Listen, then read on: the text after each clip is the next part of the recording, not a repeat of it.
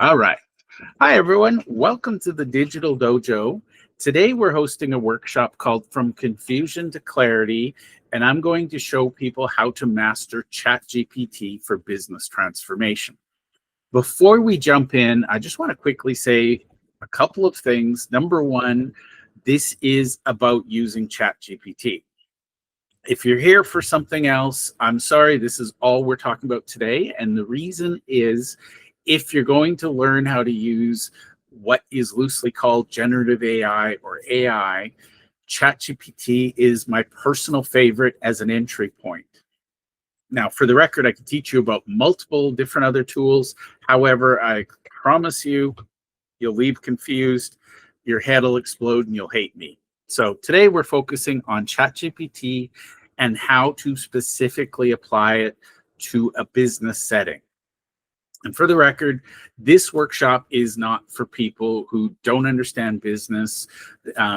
It's about people who are already probably using ChatGPT and they want to go beyond basic prompting to get into strategic leverage and operational excellence.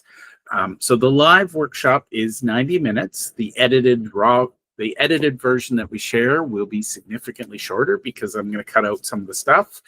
But today we're going to cover 4 things. And this is all, as a reminder, in the context of custom GPTs, ChatGPT. So my beliefs are that number one, we need to know who our perfect prospect persona is. And really, that's about getting clarity on exactly who you serve and how you speak to them. Second, and this amazes me, I believe that core objectives, basically your North Star for decision making and anything you're doing AI related, should have goals and should be clear. And I'm just astounded by how many businesses do not have core objectives or any understanding of, I'm going to put it bluntly, how do we measure success? Everybody says, I want to be a success. Congratulations. What does success mean? What does it look like? And then we're going to get into strategic planning. I personally am on a mission to end tactical leadership as a standalone. And the reason I say that is tactical. If you go back to the days of Stephen Covey, there's a chapter in one of his books, and I just remember the saying was, a tactical leader will make sure we're making great progress. A strategic leader will make sure we're in the right forest. So I personally, I have a Sun Tzu quote that I've tattooed into my brain. And basically, the quote is, strategy without tactics is the slowest path to success. Tactics without strategy is the noise before defeat. So a lot of people come to me and say, Jeff, what do I do? Jeff, what do I do? Give me something to do. I want to do something. Calm down, take a breath. First thing is we need to come up with a strategic plan. And for what it's worth, a lot of people say, I don't want to slow down. I want to keep moving. And back to Stephen Covey, there's a line in the 7 Habits of Highly Effective People where somebody climbs the ladder and says, we're in the wrong forest. They're cutting trees and making great progress, but they're in the wrong forest. So our job today is to make sure you are in the right forest.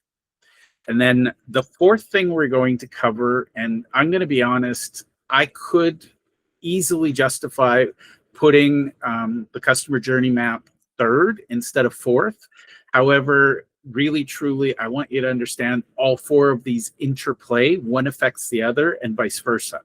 Mm-hmm. Now, what I see, and this fascinates me, very few people actually know what their customer journey looks like. And there's a saying, a confused mind never buys.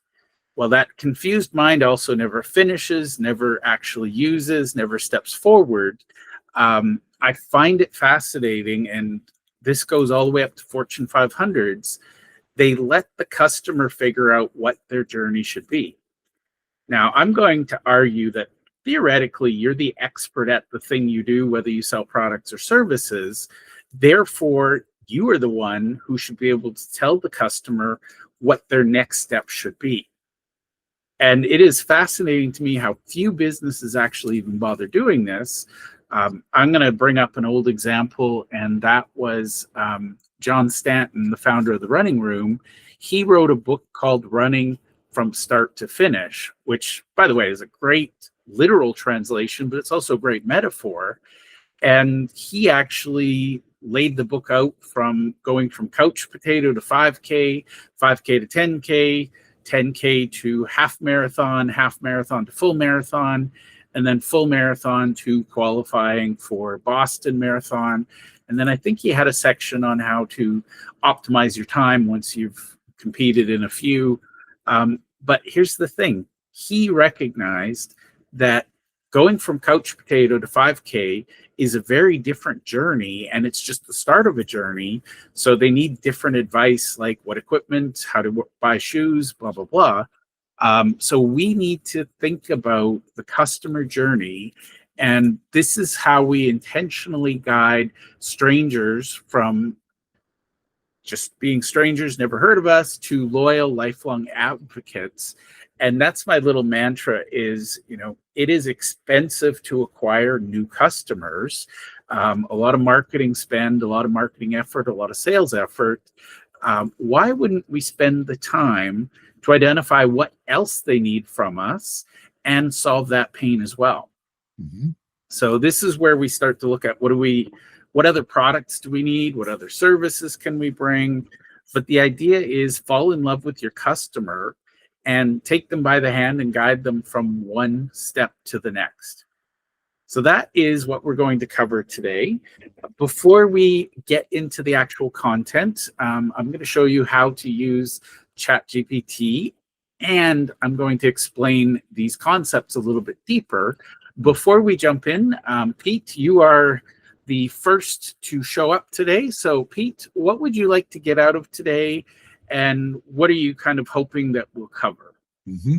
I have a basic understanding of AI, and I've always believed in leveling up and finding people that can help me accomplish that. So I want to understand the power of it, how I can implement it with my team, how I can be better focused on the customer journey, the strategic plan, because AI is changing every day, and I don't have time to figure it out. I'd like to pay people that figure it out and then tap into those resources to accelerate my growth.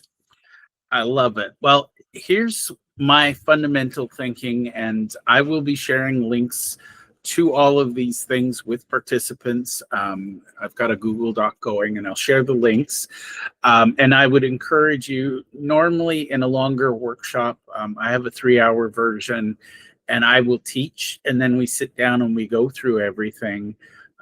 For anybody who's watching the recording, pause, repeat, whatever you need to do. But I can't stress this enough, do the work. Mm-hmm.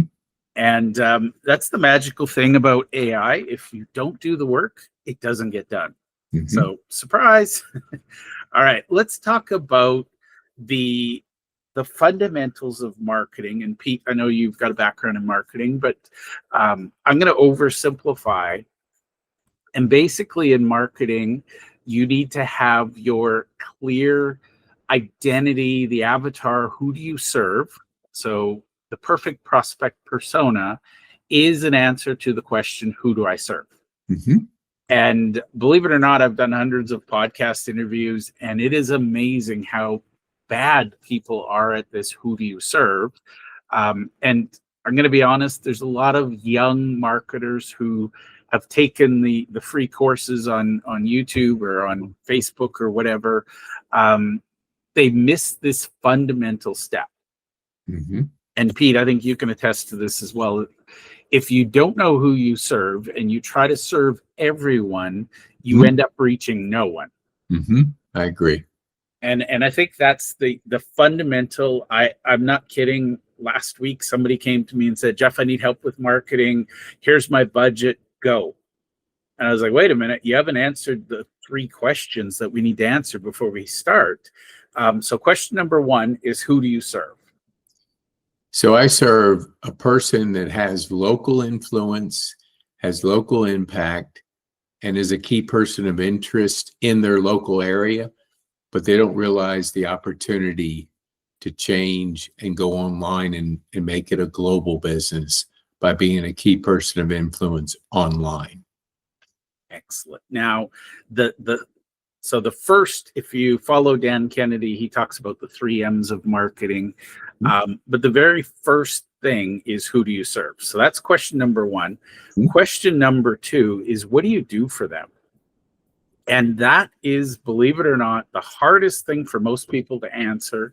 And I'm going to be blunt. If you're smart, you're probably getting it wrong. And what I mean by that is, smart people know what they know. And I've been guilty of this, Pete. You've seen me make this mistake before. We think that everyone is interested in our topic as we are. So we use jargon, buzzwords. My fatal flaw is I can speak at a high level. I could theoretically speak to university level people about artificial intelligence as a category. I could definitely speak at a high level about tools like ChatGPT, which are generative AI or large language models. The problem is, most people don't care. I can tell you how a model is built. I can tell you how it's trained. Most people don't care. So think about it from the perspective of, this is going to sound harsh, so forgive me. Most people don't give a crap about you or what you do. What they care about is, how is my life better for having met you? So if you can't tell them what the transformation is, they don't buy your product. Nobody, Pete, you're a high performance coach. Nobody actually buys something intentionally called high performance coaching. What they buy is what's on the other side of that coaching. So, and the funny thing is, they buy for their reasons, not yours. So you might think that we sell high performance coaching, and you might want to talk all about high performance coaching. The reality is, they're probably thinking, I work too much. My wife's mad at me. My kids hate me because I'm never home. How do I fix my life? Oh, high performance coaching can get you there. So that's question two, is, what do I do for them? And then the third question is, how do I reach the people that I need to reach? And believe it or not, we're going to answer those three questions. I think Dan Kennedy calls it market, message, and medium. So market is, who do we serve? Message is, what do we do for them, or how do we present it? And then medium is more technical. It's the channel you use to reach them. So we're going to cover those three things today. And I am fascinated. Back in the day, people would spend hundreds of thousands of dollars. I actually know consultants who used to go into Fortune 500s, and they would create, it's buzzword out there, it's ideal client profile or ideal client avatar. And they would spend hundreds of thousands, and it involved user interviews, surveys, et cetera, et cetera. And then a lot of people in the small business community said, well, I can't afford that, so I'm not going to do it. And I cringe when people say, I serve everyone, or, I've met people who sell skincare products and say, well, I serve everyone with skin. People who serve gut health products, they say, well, I serve everyone who has a gut. The reality is no. So I'm going to just say this. Our goal is that somebody sees what you've written, somebody sees what you've shared, and they actively say, that's me. They raise their hand and say, I get it. And I can't remember the source, but one of my favorite marketing people, once upon a time, one of my favorite quotes was something about entering the conversation already going on in their heads, rather than trying to interrupt and say, hey, look at me. But the other thing is, if you can define their pain better than they can themselves, they assume you know how to solve it. And one thing I find fascinating, and this is where I generate a lot of pre-assessments, I generate a lot of quality content up front.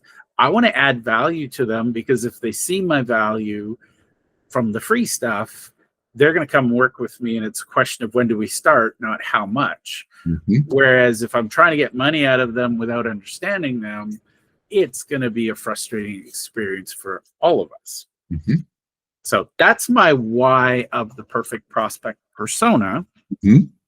And Pete, we're going to kind of do this together, but so normally you could do this with ChatGPT.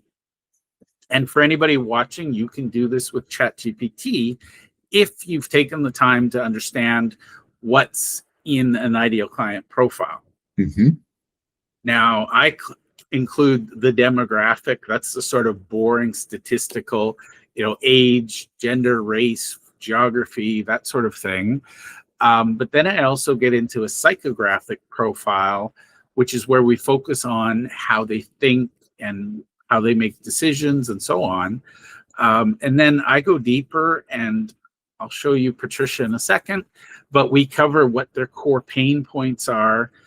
We're looking for what motivates them, what helps them make decisions. And this is the part most people miss, is where and how to reach them with precision. So the way I introduce Patricia to the world, she's one of my favorites. Patricia is like the laser guiding system for your business. If you don't know what your target is, how the heck do you know if you're hitting it or not? Mm-hmm. So Patricia is about getting inside the brain of your existing clients, your best ones, not your worst ones, your best ones, and identifying what they need from us. Mm-hmm. So this is all about precision. Now, Pete, you can do this on your own, but I'm going to go through a little bit of this. Okay. So the way I work, and I'll show you Patricia as well as this Google form. When I work with my clients, I ask them a series of questions, and normally in workshops, we give you some time and you can work on this yourself during the workshop, but in the interest of recording and the audience, I'm not going to sit here and make you watch it. But basically, these are a series of questions. And the beautiful thing, Patricia was designed to be imperfect. So if you don't really know what your demographics are, which I do. That's probably the first problem, you can skip it. So now I'm going to say, and Pete, I'll give you this homework, go through and answer these questions as sincerely and honestly as you can. Okay. But the idea is to understand what the person you serve thinks, acts, does, etc. And honest to God, I think not necessarily my methodology, but I think it should be a requirement. The minute somebody says, I'm going to open a business, great. Here's the persona. Here's how to define it. Do this work first. Because honest to God, if you don't know who you serve, I promise you're wasting time, energy, and money. Pete, any thoughts on that? I agree 100%. It's like getting the cart before the horse, and doesn't work very well if you have it out of order. Yeah. And it is fascinating how much energy people are willing to waste and not focus, when the reality is if you stop and align yourself. I give the example, people say, well, how do I get to Atlanta? And I really annoy people because I never give a straight answer. I'll say, it depends. And it depends entirely on where you're starting, how you're traveling. It's a very different conversation if I'm telling Pete, he forgot where Atlanta is and he lives in the backyard of Atlanta. Pete, it's a 30-minute car ride. Get in the car, follow this road, here you go. Versus me, where it's like, okay, first of all, here's how to get to the airport, and then from the airport to Atlanta. But that's the best analogy I can give. And if you've never been to Atlanta, trust me, it's got some sprawl. Saying I'm going to Atlanta, Pete, to a local, what does that tell you? It doesn't tell you much because it's a big city. It's pretty good chance I'm going to get lost because I once had a business trip to Atlanta, and I was like, okay, I need a hotel in Atlanta. If you think about it, you wouldn't just say, well, I need a hotel with a pool and these amenities. Most people look for hotel near where I'm going. Yes, So absolutely.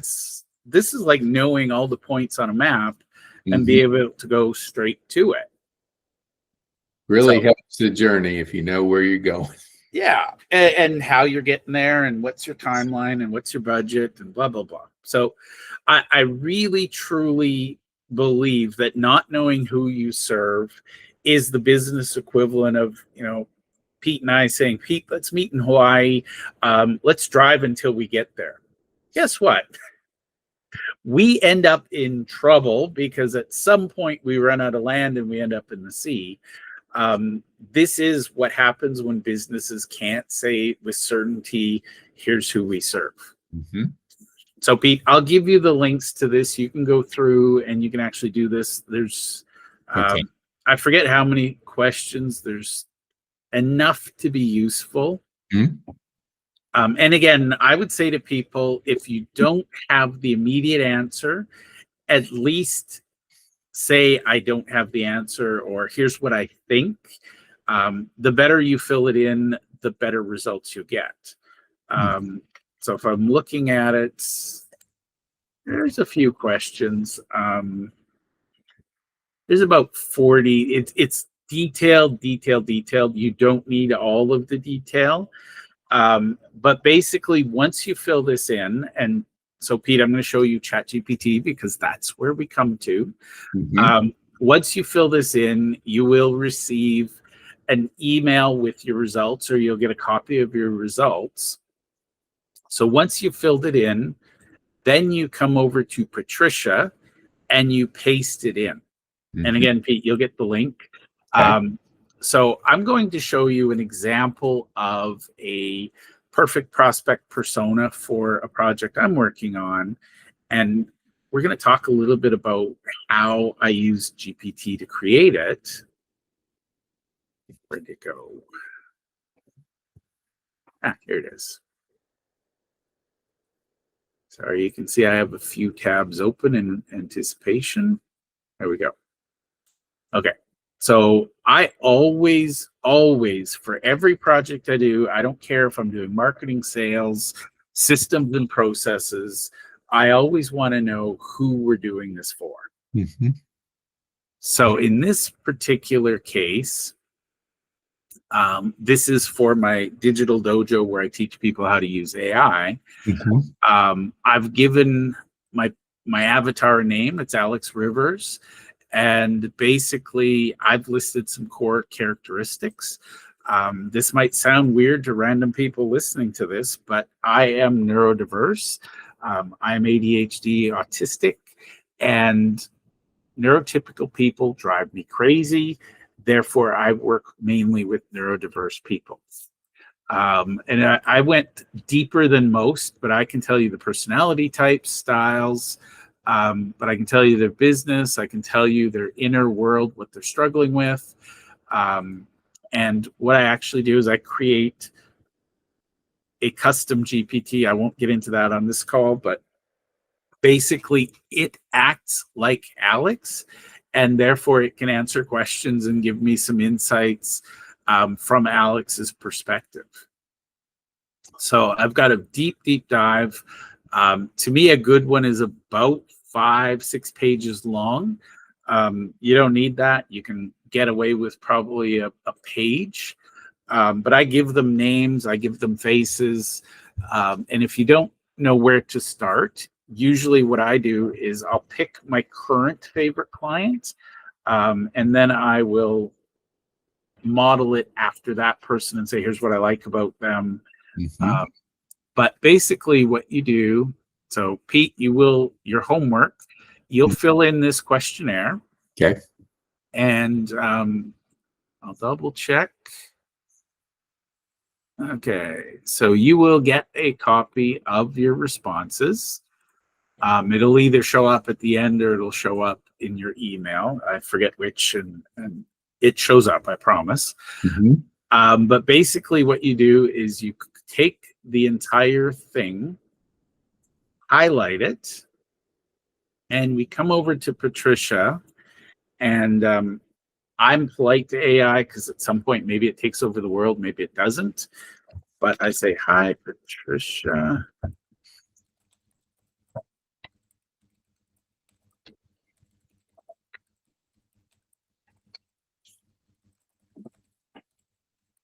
Okay. Now, here is a very weird thing. So if you don't know what ChatGPT is, that's not today's conversation. I'm going to assume that most people have used it at some level. So here is the interface, and basically Patricia is a custom GPT, which all it means is she's a specialist. So if you're using regular ChatGPT, that's a generalist. Patricia has been trained as a specialist. So if you don't want to go through the effort of filling in the form that I already created, all you have to do is say, Patricia, what questions should I answer so that we can build a persona together? Mm-hmm. So I built her to be simple, easy to use. But if you've done the work and you've filled in the form, which I highly encourage everybody to do, it's there for a reason, I promise. We put in triple quotes, and this is foundationally important because it separates the things so that ChatGPT knows what your information is. And then you basically just paste the output from your form into here. So, hold on a second. Let me just, I didn't bother copying and pasting. Okay, let's pretend this is the information. So basically you paste it in, and you'll see that the triple quotes is at the end and at the beginning. Now below that, what questions must I answer?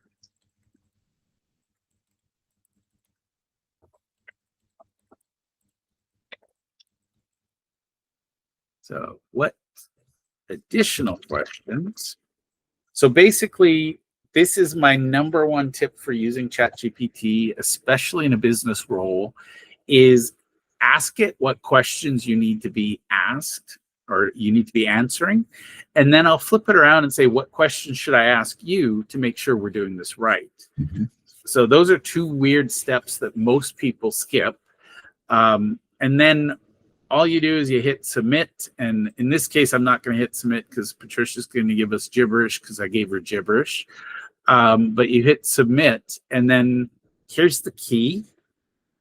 Whatever it outputs, read it to see if it makes sense to you.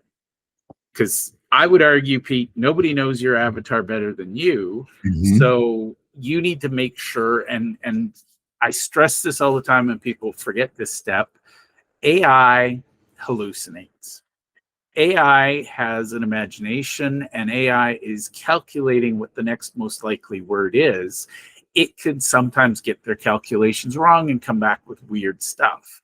So never, ever, ever, ever take anything as a given without reading it, questioning it. And this is probably the biggest thing I can say about ChatGPT and other LLMs is always be curious and ask it, I'm curious, why did you come up with that response? Or does this make sense? So always challenge it. This is not some god of knowledge that is 100% accurate 100% of the time. It's kind of like an intern who maybe hasn't had their coffee yet this morning, and sometimes it gets a little dopey.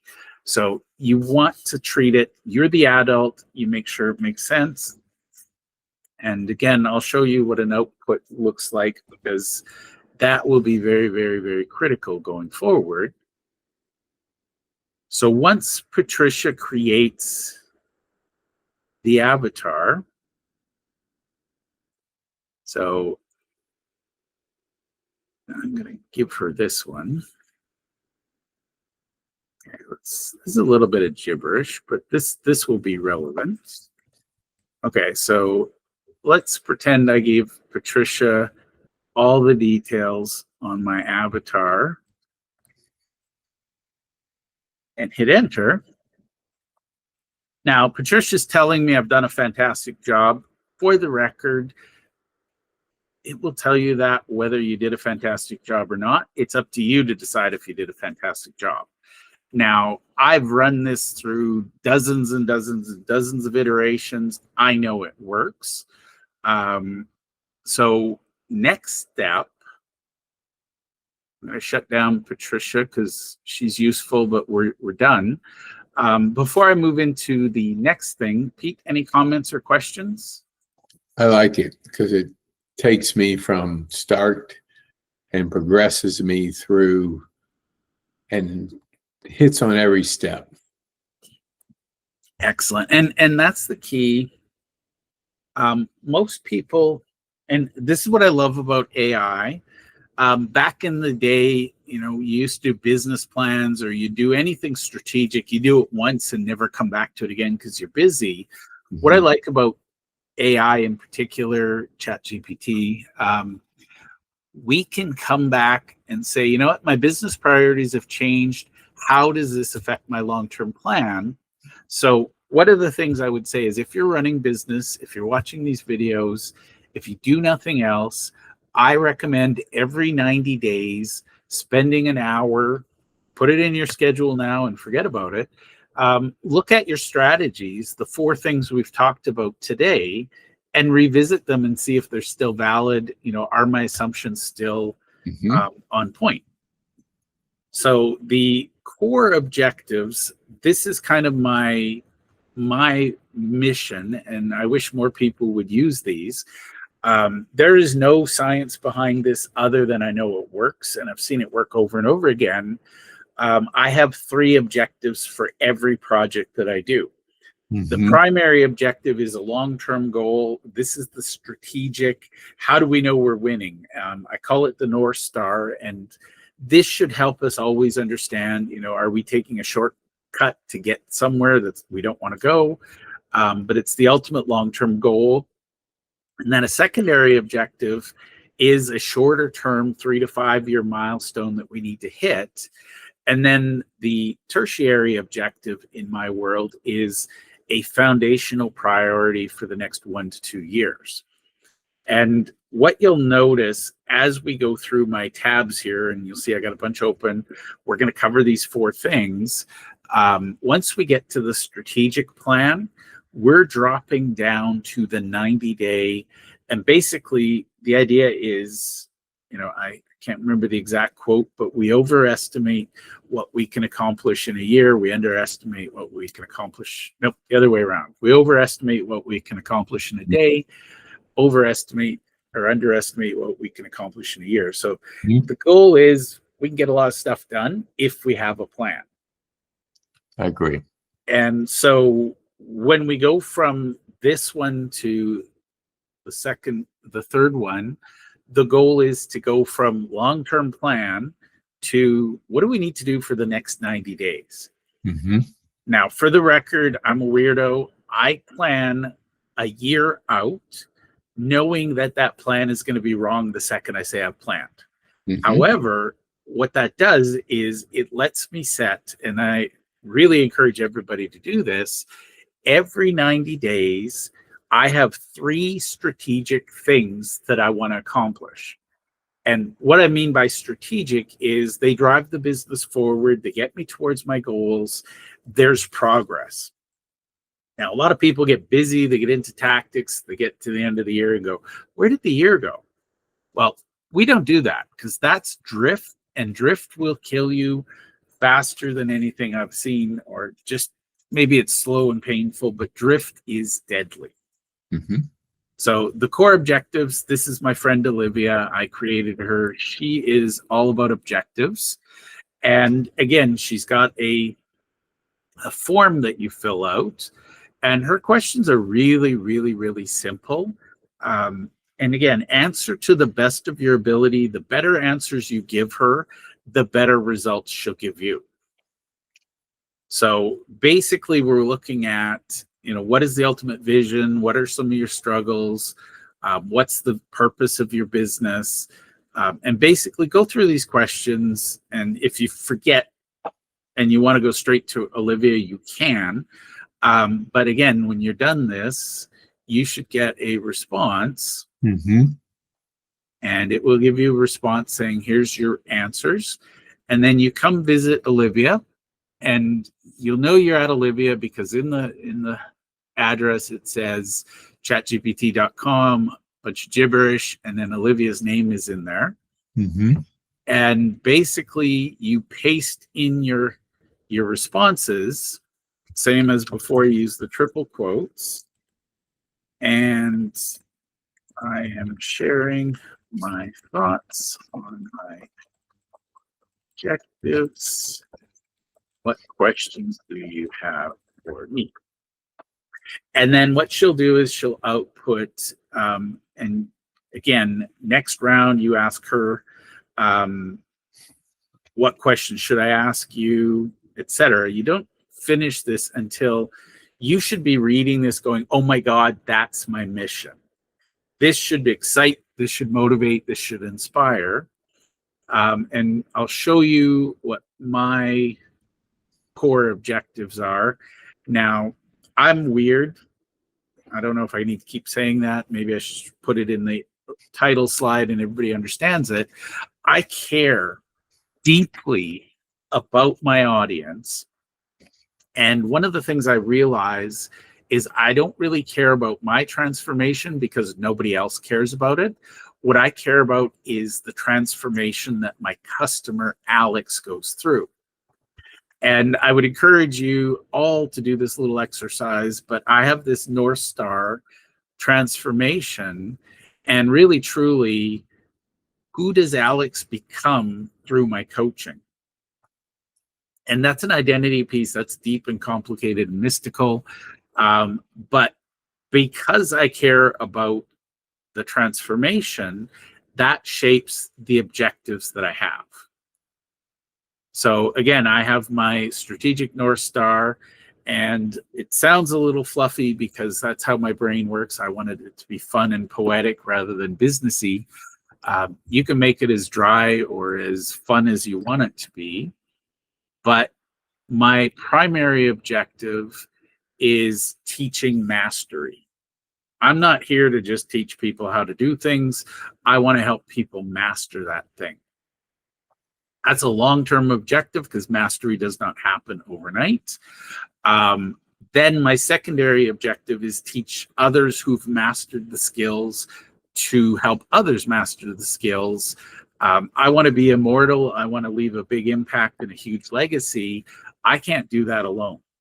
And for the record, I am mortal, so I will eventually pass on. However, if you think about the greats like Bruce Lee, his students have trained other students who've trained other students. That's how legacy and impact ripples. And then in this case, my tertiary objective, if you're going to master something, I believe you've got a responsibility to improve it too. So once you get to a certain point of mastery, then you're going to push the boundaries and you're going to educate others. And this is where we get into some really cutting edge stuff. But my goal is not just to learn how to master ChatGPT. Once I've mastered it, the question is, how do I make it better? So that's really, really, believe it or not, critical guiding. Like, this is sort of the guardrails. You know, if I'm going to Atlanta from Chicago, one of my core objectives might be, my guiding principle is don't drive through Florida. Because again, nothing against Florida, but it is not a direct route from Chicago to Florida to Atlanta. I don't even know how many hours you had, but I know it's a lot. It is. And by the way, don't get me started on driving to North Florida versus the southern tip, because that's another lot of driving, right, Pete? It is, absolutely. So think of the core objectives as sort of the guardrails that guide you forward. And basically, Olivia's job is really, really simple. And I don't know if I shared this, but I will. Once you've agreed what this looks like, and you agree that these 3 core objectives resonate in you deep in your soul. This is not a nice to have. This is, oh my God, this is my life's mission. I'm going to do it. You take it, you highlight it, and this is the beautiful thing about ChatGPT. You can just highlight it, copy it, and then what I do personally, you'll see this, I always have a Google Doc open. I've got my persona in the Google Doc, and I've got the core objectives here. Mm-hmm. So then I take my persona and my core objectives. Let me just do this. Oops. And I will copy and paste this and hand it off to Samantha. I will explain Samantha's purpose in a second. Okay. But this is where we're starting to build the strategy. Now, Pete, I've walked you through this. We're about less than an hour for sure. This is not an onerous activity. Would you agree? Absolutely.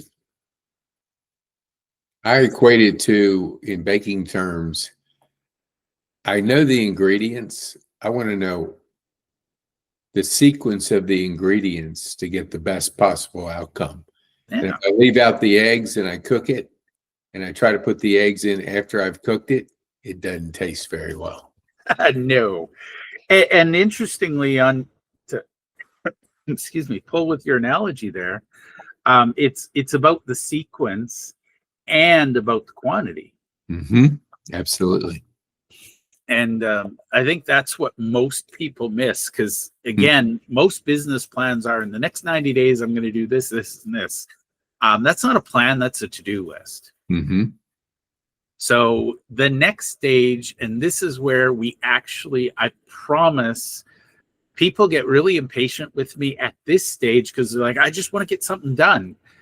The key is, if you build the foundation right, then you can grow faster because the foundation is solid. If you skimp on the foundation, the building that you build eventually will crumble. Mm-hmm. So these are my 4 foundational, think of them as the pillars that support the business. Mm-hmm. Without these, I'm sorry, but I can almost guarantee you're going to fail, or you're going to succeed extremely painfully and slowly. Is that fair comment, Pete?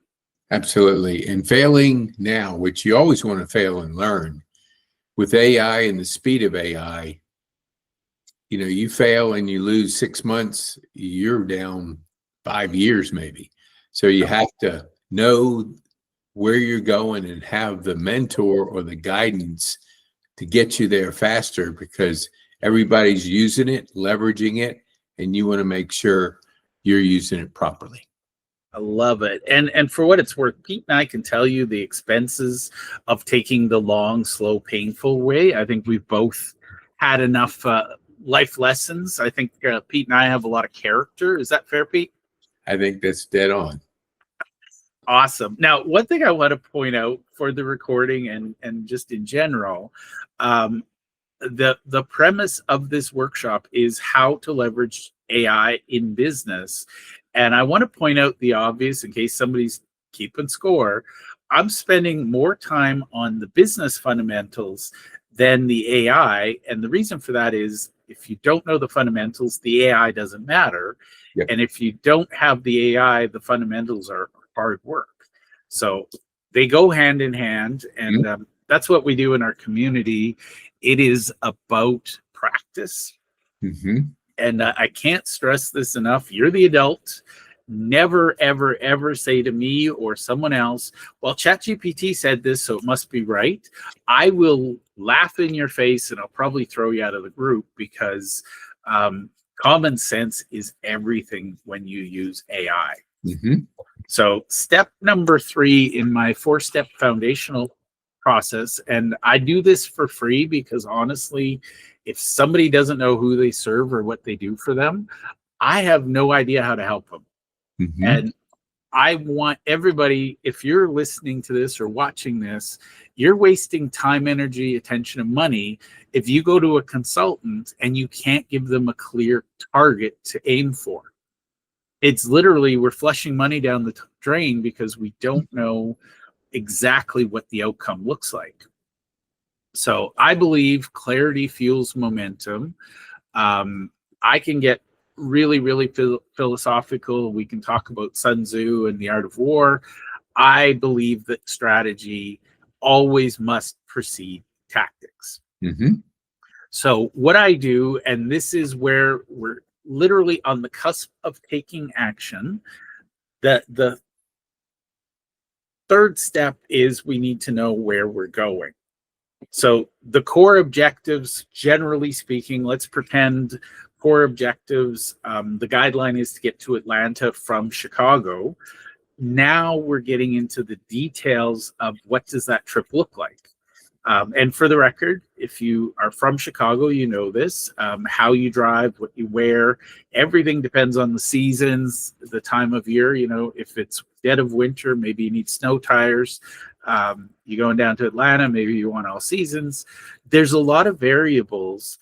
And this is where we're starting to build the plan to address those variables. Mm-hmm. And my little rant, I'm all about what can we eliminate, what can we automate, what can we delegate, and that's knowing what our priorities are. Mm-hmm. So core objectives, as I already mentioned, those are the 5 to 10 year, maybe 1 to 10 year range. This is what are we going to prioritize for the next year. And I'm very intentional because a lot of people overplan. What I do is I have 3 strategic goals for each quarter. Mm-hmm. So every 90 days, I have a new set of 3 goals. So every 90 days, it's a rolling plan. I think I said this earlier. I'll put it in the form of a quote. I think the saying is, if you want to make God laugh, tell him your plans. I am aware that everything we do, our strategic plan, I guarantee something in this is wrong before we hit send. Before we share it, before we even breathe it out loud, we miss something, guaranteed. Mm-hmm. However, this is kind of like planning for the best case scenario and making sure we follow that plan. Mm-hmm. Now, in my world, I create what I call success paths. So in every business venture, every business project, I always make sure every quarter I have one project that helps me attract more people, my ideal client, one project that helps me convert them from prospect to client, and then I have a deliver, which is how do I increase my wow factor? How do I deliver awesome? And once I've gotten attract, convert, deliver solved, then I start looking at how do I scale this? Most people go straight to how do I scale this? The problem is scale without deliberate, the 3 stools of attract, convert, deliver. Scale just looks like chaos. And again, it's kind of like Jenga. You're building a tall tower that's probably going to fall down. Mm-hmm. So what we do with Samantha is we create, see, there's another one. Say hi to Samantha, Pete. Samantha, you're looking good. So these are my favorites. But I want to point out Samantha's first question is, what is the primary objective for your business? I should actually fix that because I feel like her first question, oh, there it is. So I got it backwards. I can just fix this, but she wants to know what your 3 objectives are, and then she wants to know who you serve. So you can tell I've played around with this, and order doesn't matter here because Samantha takes everything and lumps it together. But all you have to do is copy and paste from working with Carrie. You've got your objectives, you copy and paste it here. So this form feels a little onerous, but the reality is most of the work you've already done. Mm-hmm. Now, for anybody who's paying attention, this is getting into some SWOT analysis type stuff where we're looking at strengths, weaknesses, opportunities, threats. Answer this as well as you can. Mm-hmm. And then we go visit Samantha and we paste that in. Now, for the record, I could probably charge for Samantha. I do have a bunch of others like this under a gated pay community, but the reality is I truly want business owners to embrace strategy. It makes me cry when people don't have a strategy for their business, because it's dumb luck if you succeed and it is a grind otherwise. So basically, and these conversation starters, you can ask Samantha other things, but I will show you a strategic plan that she did. Oh, wait. Okay, this one I think I skipped the strategic plan because the journey was the most important. There's a plan in there somewhere. But basically, I won't get into it because I want to get this through this. But a good plan is very clear, and this is the critical piece. What are my priorities for the next 90 days, and the 90 days after that, and after that, and after that? So basically, what I look at is I'll have 12 strategic projects finished in a year, 3 every 90 days. And the theory of it, and this is Samantha's job, is that if I meet all 12 of my short-term 90-day goals, those should accumulate so that I've made significant progress at the end of the year towards my 10-year goal. Mm-hmm. So basically, Samantha's job is to avoid drift. Now, what's powerful about her, and what I love about her, is you can share with her, here's the plan that was, here's the reality that is, how do I pivot for the next 90 days to make up lost ground? Mm-hmm. So this is, Samantha's basically the navigator in the car with you, saying, if you take this route, you're going to end up in Miami. You take this road, you're going to end up in Atlanta. Her job is to make sure you don't get too far off course. Mm-hmm. And when you do get off course, to bring you back on course. For the record, if anybody's watching this and you want to tell me about geography, I don't care. I don't know if there's an actual road that gets to Miami from Chicago without going through Atlanta. We're not going to split hairs, but if there was, Samantha's job would be to make sure we took the shortest, best route. Mm-hmm. So I'll pause there. Pete, comments, questions, concerns? I like the process of 3 objectives, 90 days. You're always going to be pivoting, and 90 days gives you a chance to improve and pivot. And like Jeff Bezos once said, when they made decisions, they only had 60% of what they had. You never get 100%. You never get close. Nope. You keep moving and keep that North Star in your sights. You'll never get there. Love it. And I think that's the thing. It's a reminder. I think it was Tony Robbins once said, and I believe him, I haven't done the math. The average flight going from LA to New York is off course 95% of the time. It's the pilot's job to keep making corrections, or the nav system, whatever nowadays. But if you think about it, that vast distance, they're off course most of the time. Mm-hmm. However, they manage to land on a tiny little runway with a giant jumbo jet because they're always course correcting. Yep. And, it is amazing, but if you're 5 degrees off course, I don't know the math, but you probably, instead of landing in New York, you're probably ending up in Atlanta, because it accumulates over time. Yep. And honestly, as a business owner, my personal belief is the quality of your life is dependent on your business. Why wouldn't you do the little things to make sure business is better? Mm-hmm. Agree. So this is our final step. And believe it or not, this is the end of the strategic theory, and we start to get into actual tangible. But this, in my humble opinion, is the final most important step. So if you don't do the first 3, this step doesn't matter. But once you've done this, the first 3, the 4th step is about the customer journey. Mm-hmm. Now, I could go on and on and on about the customer journey map. I love Ryan Dice. He's got some amazing content. He teaches an 8-step customer journey map. I don't really care how many steps are in your journey map. What I care about is, are they logical and how big they are? So as an example, I'm going to use ChatGPT. Mm-hmm. Now, I have a 10-step program that gets somebody from stranger to confident master who can teach it. I'm not going to start at the end and say, okay, everybody, we're going to build our own private model today. That's a big, big step.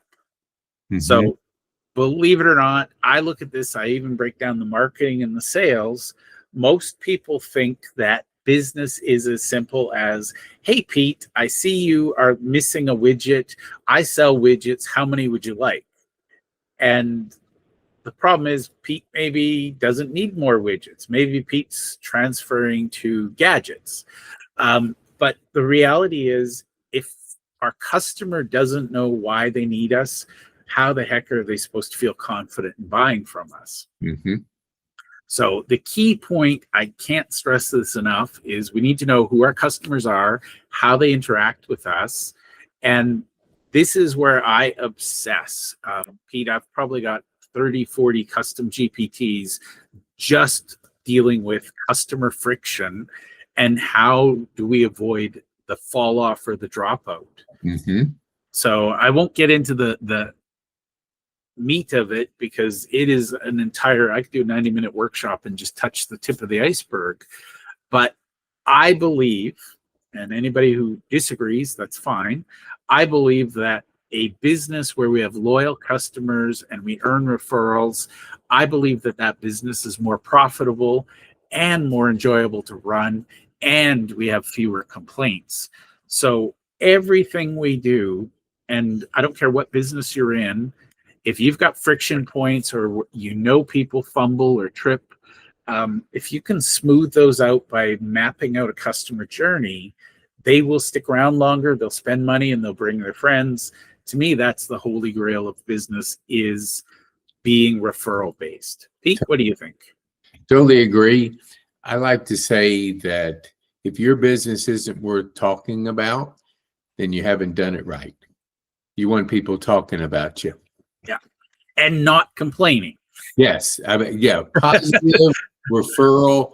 You got to do business with this person. Yeah. And Pete, you used to do reputation management, and I would bet somewhere in the world there's a statistic about how much a negative complaint, a 1-star review on Yelp, how much that costs a business versus how much a 5-star review helps. And I would bet that the 1-star hurts a lot more than, by magnitudes of exponential.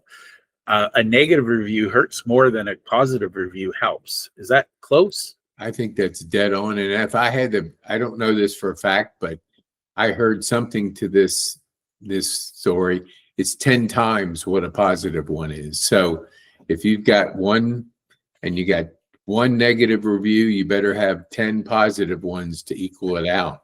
And positive reviews are hard to get. So avoid the negative ones and do an outstanding job so people say positive things about you and give you the referral that they'll give to their friends because they believe in you so much. I love it. And for what it's worth, I was once frozen on an online course platform because somebody gave me a negative review because my English language course was not in their native language. And for whatever reason, they bought the course and then they complained about it. And I was like, but if you knew it was in English, why did you buy it? Anyways, negative reviews, they're not fun. So let's find ways. And by the way, if you want to be more referral based, the big benefit is you can reduce your marketing spend and all that wonderful stuff. Mm-hmm. Absolutely. So this is Carrie Collins. Carrie's a goof. She's playful. This should be fun. If it's not fun, you're doing it wrong. I'm sorry. So this is Carrie. And basically, again, Carrie's got a bunch of questions, and I'm not kidding. The first question is the hardest. Most people ask, what's the customer journey? Usually it's, we run an ad, they call us, they buy from us, we send them the thing, next. And to me, that is the greatest waste in business. I can't remember the math, or I don't know the current math, but once upon a time, it was a stated fact that it costs 7 times as much to acquire a new customer as to get an existing customer to buy again. Why wouldn't you do what you can to get that existing customer to buy again? And for the record, this is not about extracting money from your customer. It's about adding so much value that they can't wait to come back. Mm-hmm. Early on, I talked about John Stanton and his path to from couch potato to 5K and so on. He knew, and he engineered it into his business, people would keep coming back to the store because he was the one who showed them how to level up. Mm-hmm. Now, I can talk about gamification till I'm blue in the face. We won't get into this. But for this purpose, we want to think about, how does somebody go from stranger to client to raving fan and then back to buying again? Mm-hmm. And Pete, as you said earlier, if we can generate that positive buzz and people are so excited about a product or service, they tell their friends. Mm-hmm. I'm a little lost for how to say it politely, but basically we can kill a lot of tactical marketing and sales because we've done some strategic planning. Maybe we don't need to post 50 times a day on LinkedIn. If we're getting referrals, they'll do the work for us. They'll tell the world we're amazing, and we just need to keep delivering amazing. Mm-hmm. So believe it or not, when I'm working with somebody, the customer journey is one of the areas where if we can identify the drop-off points, we can grow a business very quickly and improve profitability just by plugging the holes. Mm-hmm. Go ahead, Pete. No, I agree. I think it's so critical to position your business so everybody's saying positive things about you and doing business with you, because stories travel, whether they're negative or positive, they travel. You want the positive ones to travel to grow your business. Yeah. And I will point out, I don't know why, but I have this thing in my head. When I was a kid, there was a skit on Sesame Street, and I think it was taken from a popular song. But basically it was, there's a hole in my bucket, dear Liza, and he would sing that and she would say, well, fix it, dear Henry. And that's the thing. Most people come to me and they want me to fix their business without patching the holes. Yep. And so I would say the 4 biggest holes, and one of them is we don't even have a bottom in the bucket. These 4 pillars patch those holes. Mm-hmm. Because once you patch the bucket, then you can carry a lot more water, and you're going to keep more water because you're not losing it out the sides and the bottom. Yep. But knowing the customer journey, and I could spend hours on this one, and I will be doing full detailed workshops on each of these. But if you don't know what the customer journey is, how do you know where the drop-off points are? Mm-hmm. How do you know how you can fix it? You can't. So that's my thoughts. Now, again, go through, answer these questions as best you can. And by the way, with AI, for anybody who wants to do this really advanced, my favorite source of data is anybody who's got a help desk or a help ticket system. Literally, there's gold hidden in your customer complaints. Mm-hmm. Now, for the record, don't go and create complaints just so you've got some gold in your data. But the reality is, and if you don't have a good help desk ticketing system, customer support logs, salespeople have conversations. This is the time, to stand, pardon the expression, but you need to stand naked in front of the mirror and look for the moles that might be cancerous. You may not want to, but it will save your business's life.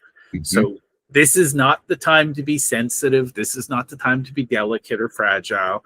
This is the time to say, okay, what's going wrong? What can we do better? And I promise you, and this is, again, maybe every quarter you're going to patch a few of these. Pareto principle kicks in, and when you patch the biggest holes, the bucket leaks less. Once you patch all holes, then the bucket doesn't leak. But the goal is, how do we minimize? If somebody tells you customer churn is just a part of doing business, slap them and run away because they're lying to you.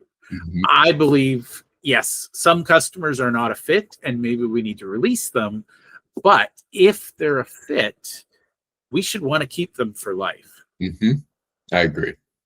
So what I do is I will take the responses from Carrie, this questionnaire, the responses I gave her, and I do something very weird. I give Carrie my persona. So I will copy and paste and say, Carrie, here's my persona. So I'll do that. Actually, I'm going to do a shortcut.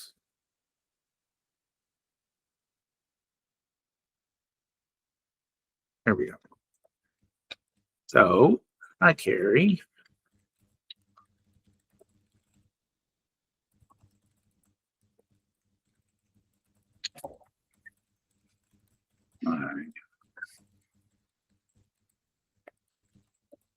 By the way, I use the hashtag and things like that so I can find things easier. You don't need to, but it helps. Or objectives can we work on?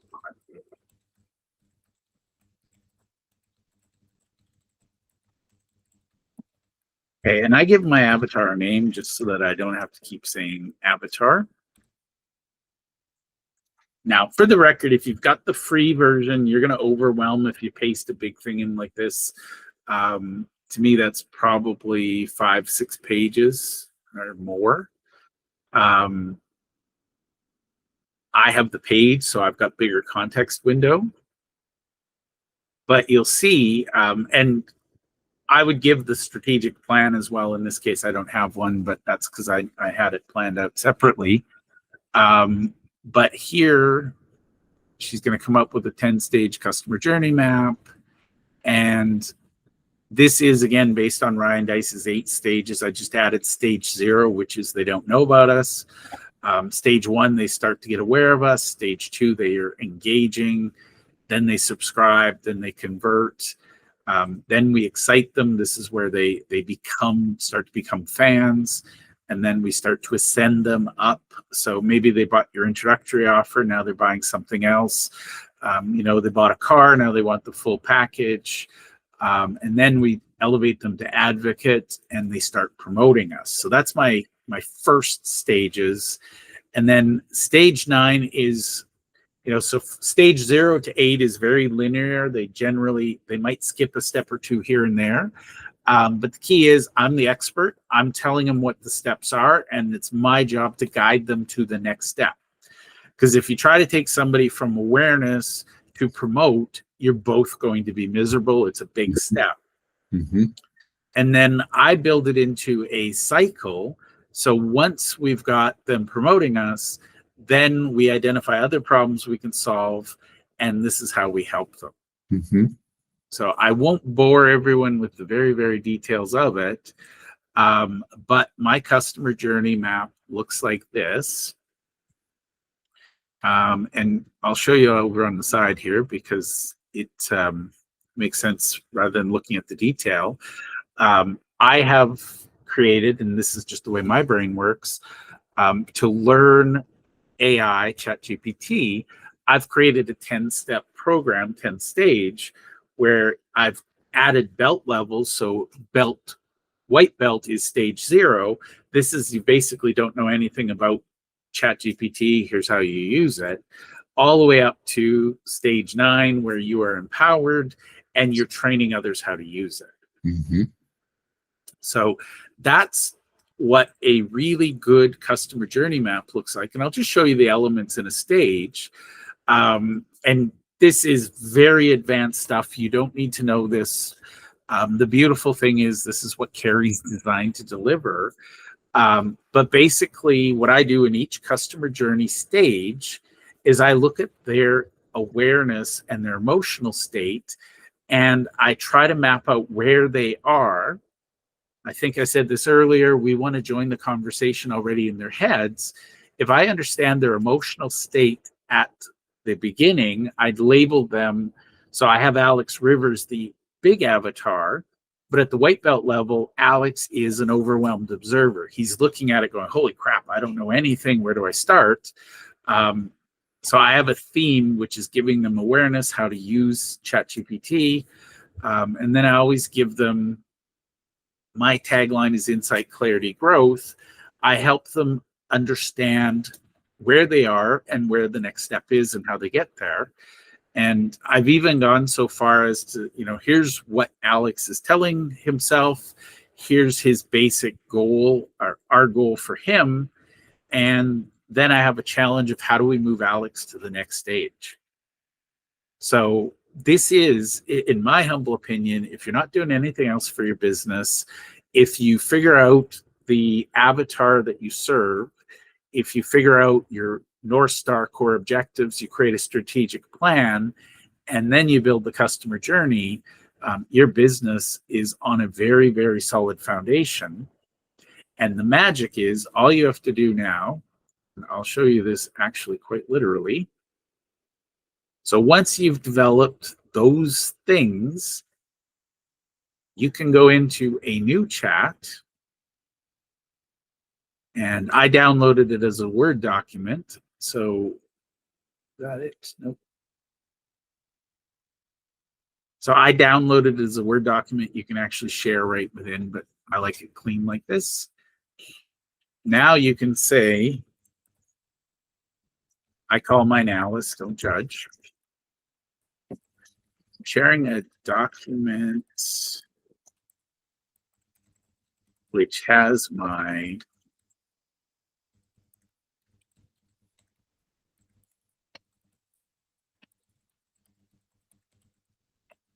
and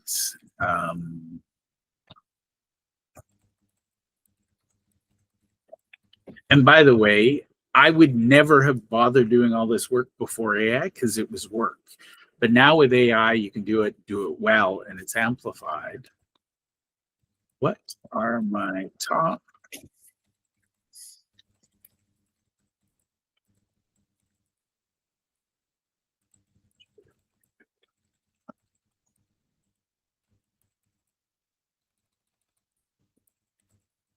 By the way, I have OCD, so I like to correct typos. ChatGPT doesn't care if you spell something wrong.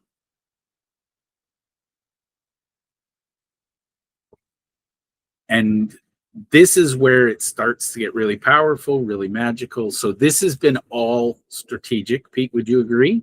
I would agree with it 100%.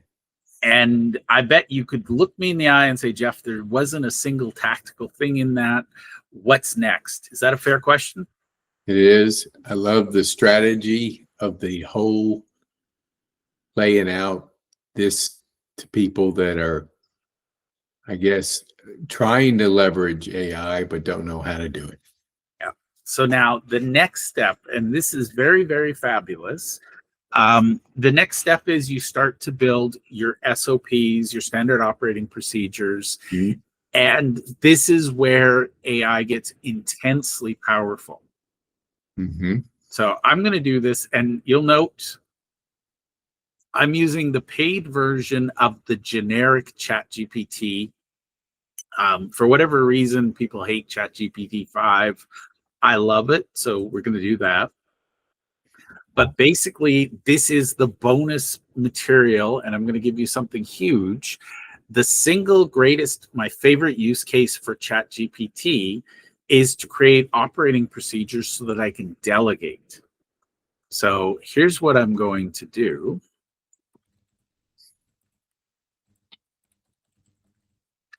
I would like to create a standard operating procedure to ensure that my white belt training meets Alex where is.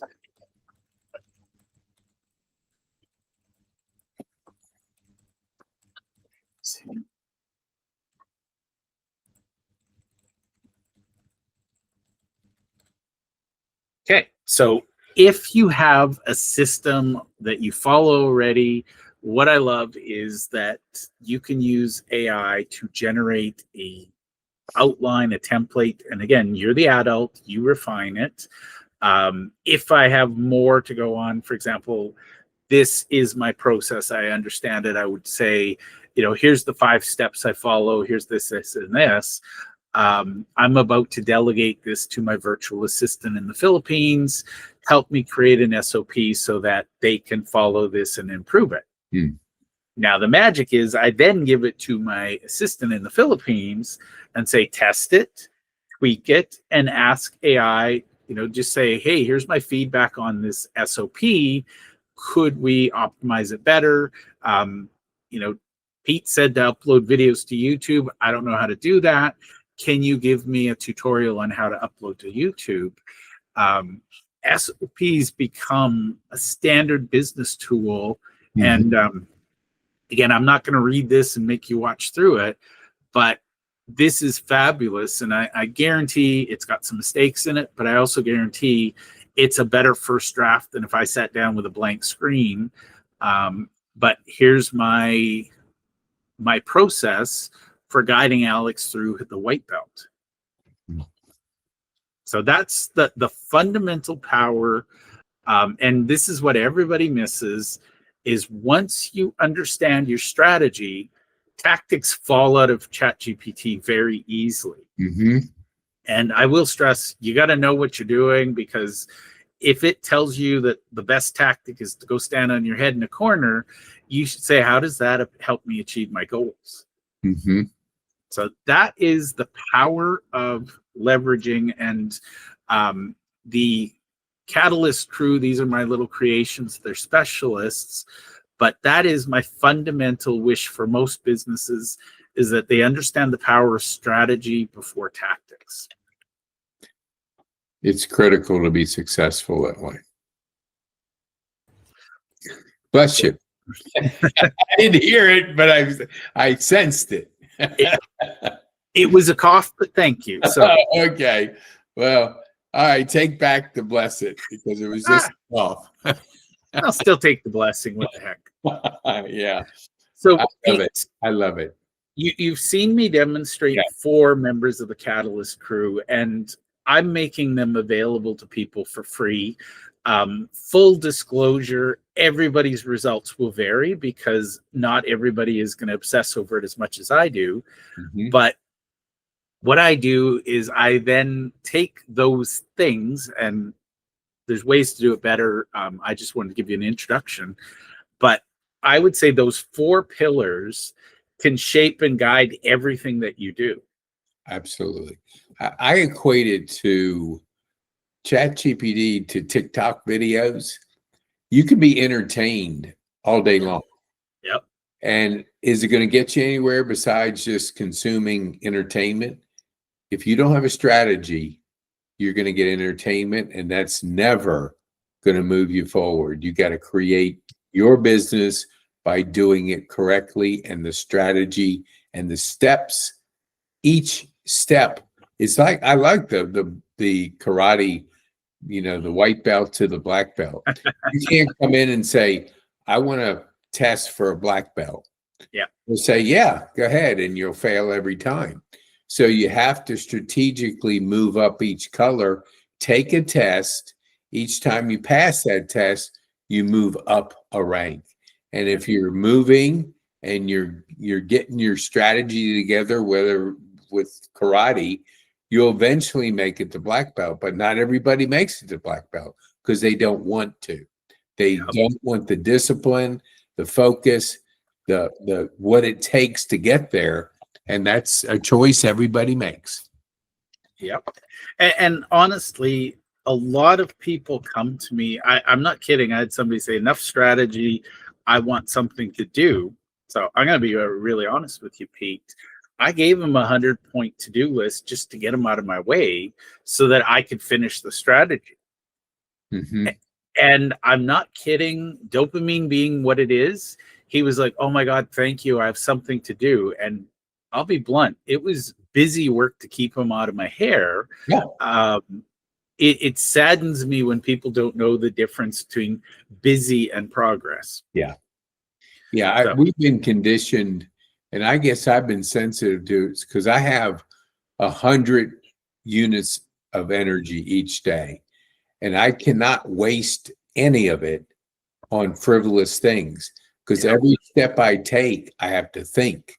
So I can't waste time on stuff. So I make sure that that whatever I'm doing, it's advancing and I'm not wasting a valuable unit of my energy. But I think everybody gets hooked on dopamine. They get yeah. hooked, and that busy work feeds the dopamine, and that feeds that 100 units that you have. And at the end of the day, you feel like you've done something, but you've done nothing. Yeah. Well, Pete, I'm going to wrap up. I Okay. think I just want to Yeah. one couple of questions. What was your biggest takeaway? The strategic step-by-step process that you have to go through if you want a successful business. I And love it. the steps. I love it. Well, Pete, I want to thank you for hanging out with me today and for helping me record this. My pleasure, as Chick-fil-A would say.